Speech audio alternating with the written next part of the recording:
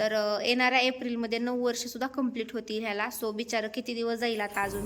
हाय सगळ्यांना, very good morning. तर मी विश्वानी आपल्या सगळ्यांचं स्वागत करते अजून एका छानशा व्हिडिओमध्ये. तर बघा, सकाळी सकाळी आज काही पर्याय नव्हता म्हणजे बनवण्यासाठी नाश्त्याला वगैरे. तर सगळ्यांसाठी नाश्त्याला बनवलेला होता मी पुलाव. आणि वेदांतने सुद्धा मला रात्री सांगून ठेवलं होतं की मला उद्या स्कूलला पण टिफिनमध्ये पुलावच पाहिजे. तर त्यासाठी मग बघा, माझ्याकडे जेवढ्या भाज्या वगैरे अवेलेबल होत्या तेवढ्या मी कट केल्या आणि नंतर कुकरमध्ये तेल घेतलं. तेल घेऊन फक्त त्यामध्ये तमालपत्र, दालचिनी वगैरे टाकलेली आहे आणि म्हणजे खडे मसाले टाकलेले आहेत. आणि नंतर मग जेवढ्या भाज्या होत्या म्हणजे आपल्याकडे जेवढ्या भाज्या अवेलेबल असतील तेवढ्या टाकायच्या, कमी जास्त करायच्या. तर मी टाकलेला आहे पत्तागोबी, टोमॅटो, बटाटा, नंतर बीन्स होत्या त्या टाकलेल्या आहेत. सो माझ्याकडे होत्या तेवढ्या मी टाकलेल्या आहेत.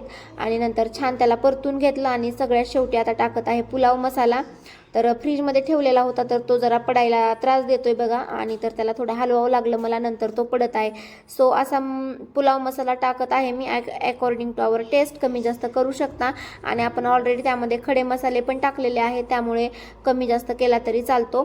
तर खडे मसाल्यांचा पण चव खूप छान उतरते राईसमध्ये.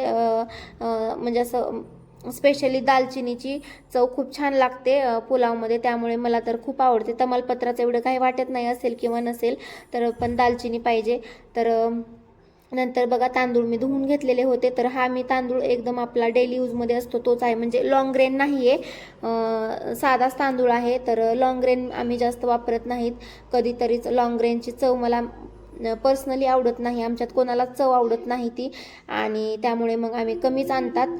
तर कधीतरी 3-4 महिन्यातून एखाद्या वेळेस आम्ही ते तांदूळ आणत असतात, कंटिन्यू नाही. कंटिन्यू आम्ही हा साधाच तांदूळ म्हणजे आपला जे डेली यूजमध्ये आपण यूज करतो रोजच्या भातासाठी वगैरे, सो तेच मी यूज केलेलं आहे.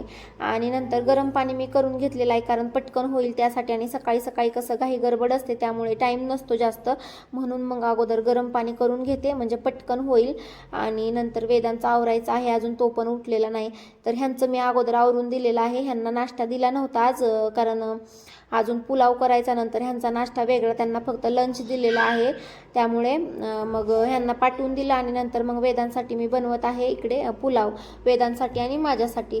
सो असा प्लॅन आहे. तर फायनली बघा, पाणी मी कमीच टाकलेलं आहे. मी काही मोजून वगैरे पाणी टाकत नाही, मला मोजून समजत नाही, अंदाज पंचच असतं मला माझं प्रत्येक गोष्टीमध्ये कशातही.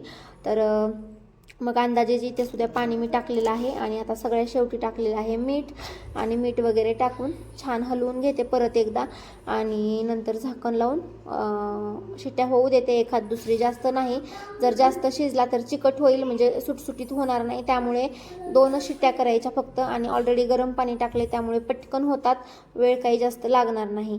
तर असं आहे. आणि आता नंतर माझं सुद्धा सगळ्या गोष्टी आवरायच्या राहिलेल्या आहेत, चहा वगैरे सगळं म्हणजे सगळं राहिलेलं आहे माझं. सो अगोदर म्हटलं हे करून घ्यावं वेदांचं वगैरे, म्हणजे निवांत होतं. नाही तर ऐनवेळी काही गडबडीमध्ये काय होतं, सुधरत नाही आणि कोणत्याच गोष्टी वेळेवर होत नाही. त्यामुळे मग सिक्वेन्सनं केल्या, सिरियलनं केल्या तर होतात पटकनी. तर असं आहे. नंतर बघा, सगळ्यात नंतर शेवटी वेदांतला पाठवलं, नंतर माझं आवरून घेतलेलं आहे, सगळे बाकीचे कामं म्हणजे आवरून घेतलेले आहेत. आणि सगळ्यात शेवटी मिक्सर क्लीन करायला घेतलेलं आहे. आणि वेदांतचं खेळणं चालू आहे. वेदांतनं स्कूलमधून आलेला होता आणि खूप परेशान करत होते बघा बाहेर आगाऊ कामं, त्यामुळे मी त्याच्यावर जरा ओरडले आणि माझे डोळे तिथे जास्तच मोठे दिसत होते, त्यामुळे मला सुद्धा हसायला येते. तर ऐकत नव्हते हे दोघेजण, त्यामुळे मला त्यांच्यावर ओरडायला लागलेलं आहे. आणि मिक्सर क्लीन मी बऱ्याच दिवस झालं केलेलं नव्हतं, त्यामुळे जरा वेळ लागतोय मला सुद्धा क्लीन करायला, कारण कसं वेळच्या वेळी होत नाही. त्याचा कलर पण एकदम पांढरा शुभ्र आहे मिक्सरचा, त्यामुळे पटकन असं काही असलं का लगेच दिसून येतं त्यावर, आणि धूळ वगैरे पण पटकन दिसते त्यामुळे. आणि माझ्या मिक्सरची बॉडी बघा खूप मोठी आहे, म्हणजे त्याला जवळजवळ 8 वर्ष झालेलं आहे. तर तेव्हा मला एवढं काही माहीत नव्हतं मिक्सर म्हणजे कशा प्रकारे घ्यायला पाहिजे कशा नाही. सो हे घेतलेलं होतं. फायनली बघा, मिक्सर मी पूर्ण क्लीन केलेलं आहे, जेवढं जमेल तेवढं. तर आतमध्ये सुद्धा खूप खराब झालेलं होतं आणि इकडे सुद्धा खूप खराब झालेलं होतं. सो फायनली क्लीन झालेलं आहे. बराच वेळ माझा यामध्ये गेलेला आहे, अर्धा तासापेक्षा जास्त, तरी पण पाहिजे तसं गेलेलं नाही, म्हणजे क्लीन झालेलं नाही. तर हे इथे बघा, इथं येलोइश पार्ट तयार झालेला आहे, म्हणजे येलो पिवळसर झालेलं आहे इथे. तर ते पण मी बराच वेळ ट्राय केलं पण ते काही निघलेलं नाही. सो तरी पण बऱ्यापैकी छान झालेलं आहे क्लीन, एवढं तरी काही नाही, पण अगोदर खूपच घाण होतं, आता छान दिसतंय जरा अगोदरपेक्षा. सो फायनली बघा झालेलं आहे एक काम माझं पूर्ण क्लीन. तर ह्या मिक्सरला 8 वर्ष झालेले आहेत, म्हणजे 9वं वर्ष चालू झालेलं आहे आता. तर येणाऱ्या एप्रिलमध्ये 9 वर्षसुद्धा कंप्लीट होतील ह्याला. सो बिचारं किती दिवस जाईल आता अजून. तर खाली थोडं कुठे फुटलेलं आहे आणि आत्ता पण माझ्याकडनं थोडंसं पडलेलं आहे. सो इथे बघा, इथे थोडंसं फुटलेलं पण आहे, पण मी तेच यूज करते जोपर्यंत जाईल तोपर्यंत. जेव्हा बंद पडेल तेव्हा तर नवीन घ्यावंच लागणार आहे, पण सध्या तरी क्लीन केलेलं आहे. आणि ह्याची बॉडी खूप मोठी आहे, त्यामुळे मला आवडत नाही, त्याच्यामुळे मी जरा लक्ष देत नव्हते ह्याच्याकडे.